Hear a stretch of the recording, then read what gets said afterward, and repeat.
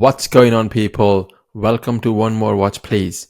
Today we have a very special guest. I'm sure you've all heard about Jason the Watch Guy. It's a really famous YouTube channel. Uh, so today we are talking to Jason, the face behind one of the fastest growing watch review channels on YouTube. Not only he reviews some of the finest watches, he's also turned YouTube into his full-time career. So without further ado, let's find all about it from Jason. Hey Jason, how are you doing? Thank God. Not bad, not bad. Nice to see you. How's the day today? It's been active. I've been playing dad all day today, so one of those days. I'm sure you understand what I mean. Yeah, definitely. I had a long day as well.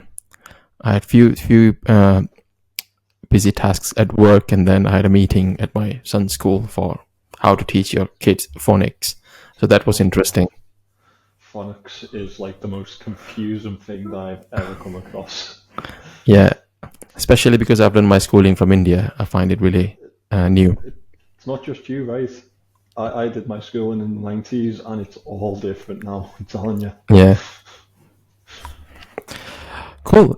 So let's begin by telling the viewers a bit about your background. How did you get into watches, and how did you start the whole YouTube thing? So, for anyone that doesn't know, probably most of you reviewers, because I am one of the smaller reviewers on the platform. My name's Jason. I am a reviewer from the greatest city in England, Liverpool. So I started my journey in 2020, which was seems like a lifetime ago now.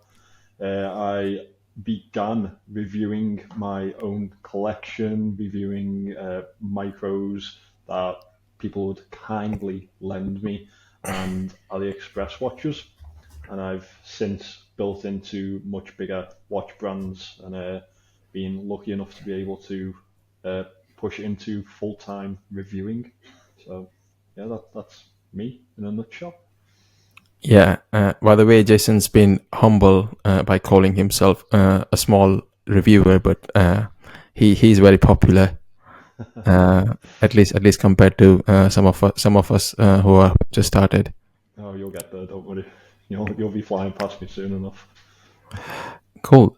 Uh, so I know that you've sort of converted your YouTube channel into your full time career. Did you ever imagine that you would be doing that?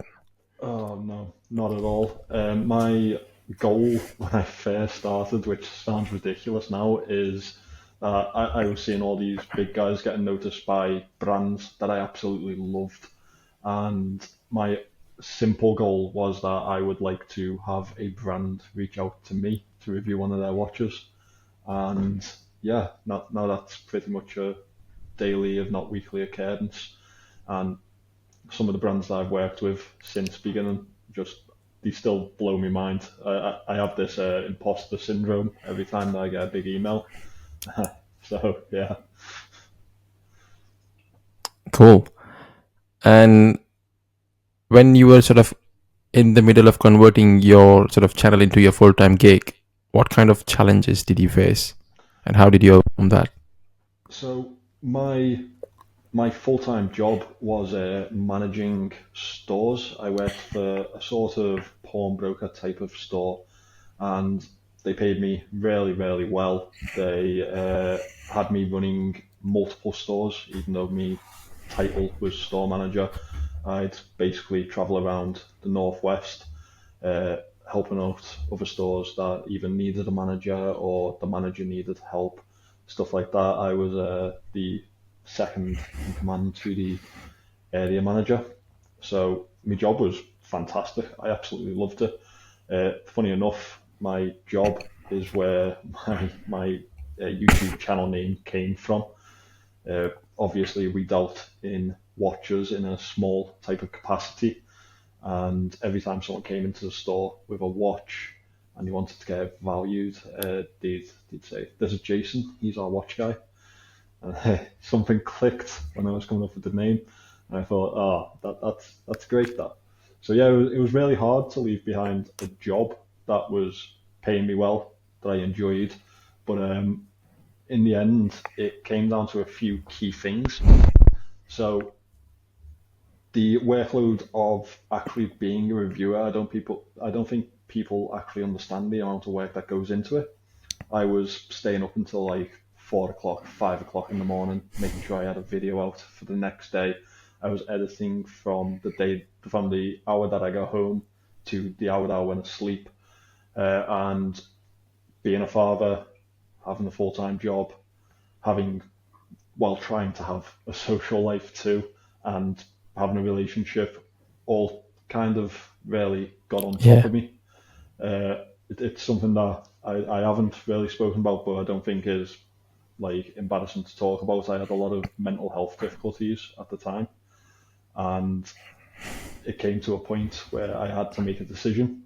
Um, I'd spoken to my girlfriend about it, and she was really encouraging, and still is to this day very encouraging. My friends really encouraging, and the key part was another reviewer. You might have heard of him, you might not have. His name's Kieran. His channel's Top Tier Ticker. And I went to Watch Pro Salon to see all these brands and stuff, and he decided that we should, meet up, share an apartment while we were there. And he'd already gone full time, and he was like baffled by the fact that I hadn't, and that Yeah. was kind of the clicking point for me. So it came to a point where I had to either quit my job or quit being a reviewer, and the choice basically came down to what type of legacy did I want to leave behind, what type of person did I want people to see me as when it's all said and done. And I thought, if my son sees me as anything, it's someone that took his chances and did what he did because he loved doing what he did. And so I quit. And I haven't looked back. And yeah, it was probably one of the best decisions that I've made. Yeah. I think, yeah, I've heard about, and I follow top tier, Yeah, and I think he makes some amazing videos, and he's reviewed some amazing watches, and I think the message he kind of sends through his channel is amazing as well. This is not all about how expensive is the watch; it's how valuable in terms of the features and overall is the watch. yeah. He's a fantastic lad. I mean, I give him a lot of grief, but yeah, he's a fantastic lad. Definitely one of the better people that I've met in the community since I started, and still someone that I talk to every day. So yeah, I can't sing his praises enough. I hope he doesn't watch this because he'll get massive hate. But Well, for anyone who's wondering who we're talking about, I'll leave that link in the description below to all to Jason's and Kieran's channel as well. So make sure you check those channels out. thank you. Cool. So as a content creator, you started this as a passion of yours, but now you're doing it as a full-time career. So how do you maintain your authenticity in your reviews whilst making the living out of it at the same time? That's probably one of the biggest difficulties that anyone will face while doing this. You will have so many temptations, especially with certain watch brands. And I personally make a note in my phone notes actually of these watch brands that have contacted me and kind of asked me to do something that I'm uncomfortable with. So I've had brands contact me asking if they could send me some footage and give me a script and they'll pay me for a review. Yeah. And obviously, when this is your full time job, being paid, yeah, it's great. But what I value the most is the connection with the audience. And I don't think I would be where I am now if I just started saying what brands wanted me to say. Yeah.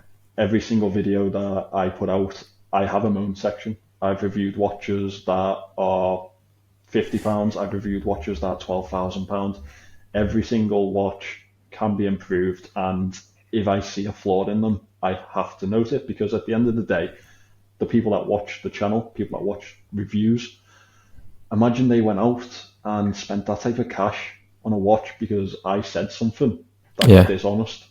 So it is hard because it's a full-time job, and in any other business, you're probably looking at it as if money's money. But in this business, it's really not. Your reputation means so much more than the cash that a brand will throw at you. And there's plenty of reviews that take it. I'm not afraid to say that. I've also made a note of those ones because I don't like how they conduct themselves. I don't think it's very fair to the viewer. But my whole whole approach to this is if I'm honest with my audience, they will pay me back in full. They will support me, and Yeah. that's what I've stuck to since day one. The audience comes first, and then the brand that I'm working with, because at the end of the day, they're the consumer.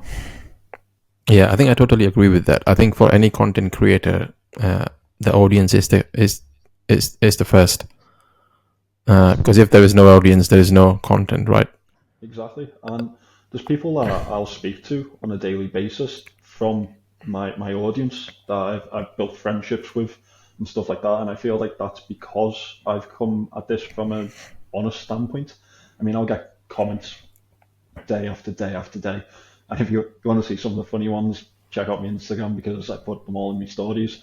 But I'll get comments all the time about, oh, how much did this brand pay you and stuff like that. And it's just like, well, obviously nothing.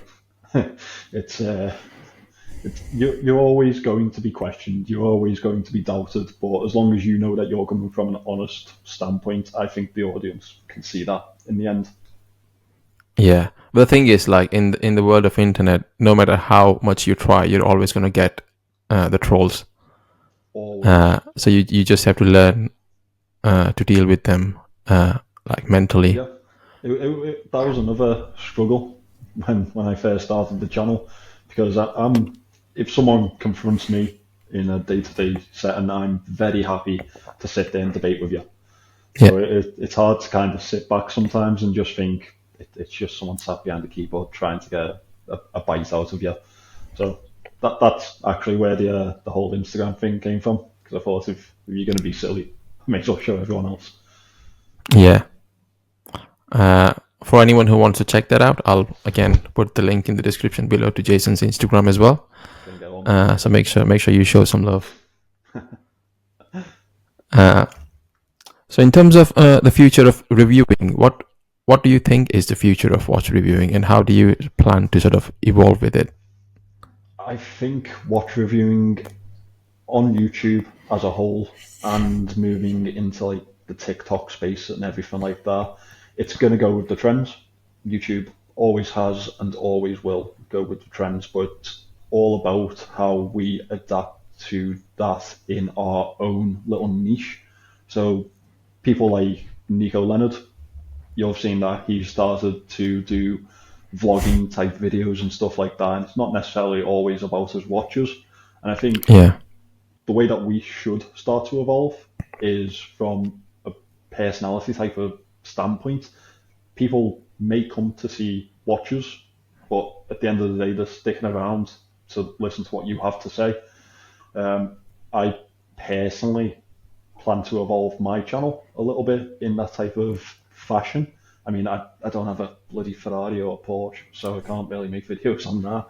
Yeah. But I am now trying to get out to see brands in their own like environment or get into more shows and trying to do more community-based videos because I think that that's really where we'll see the big evolution in our niche.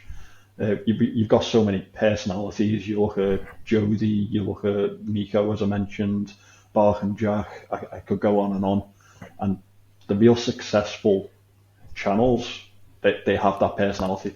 So I Yeah. think that's where we'll stick with the trends and carry on moving along with them. But at the same time, I think the personality is what is going to set the bigger boys apart.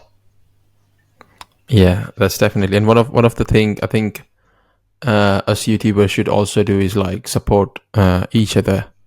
Yeah, And I've seen the watch community being really helpful. yeah. So when, We're definitely the helpful guys out there. I mean, as I said, Kieran, I have I probably shouldn't say this because it's a private one, but a few reviewers that I know, we have a group chat, and it's not all about your watches. It's more about just like chatting to each other and having a little bit of a laugh around the community and stuff like that. And I think that really helps in, well, building one, your confidence, and building your spirit of like, I'm doing well here. You know, I should carry on and I should help these people. Yeah. And Kieran helped me. Other reviewers in the past have helped me. I've helped other reviewers. It's the it's just the right way to go about it. Yeah, definitely, definitely. And I think being a part of that community, like you have a group chat, etc. It helps you sort of share your knowledge to other people in the community as well.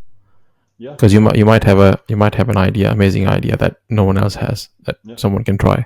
Well, we've chatted previously about how I work with thumbnails and stuff like that, and I've asked how you do it, and yeah, it's just a nice way to bounce ideas off of each other when most of the time you're just confined to yourself when you're reviewing watches or when you're putting out any sort of content. So it's really a one-man band, but you don't have to just sit in the community on your own.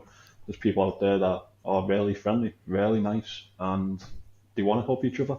And I think that's possibly one of the best parts about the reviewing community. Don't get me wrong, there's certain people in it that aren't the best, and I'll stay away from mentioning them, but there's a lot of really good characters in there and really nice people, and it comes across in person too. I've met a lot of them, and yeah, yeah, they're great people.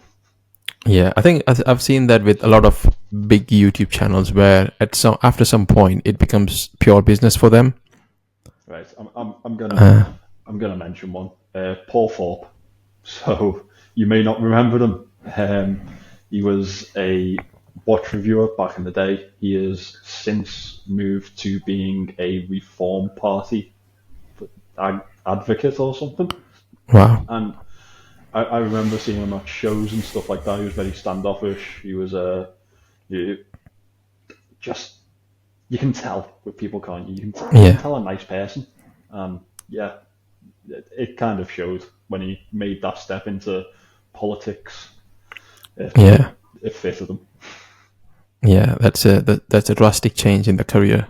Yeah, yeah. He had an opinion that YouTube was dead for watchers, but really, it's your content.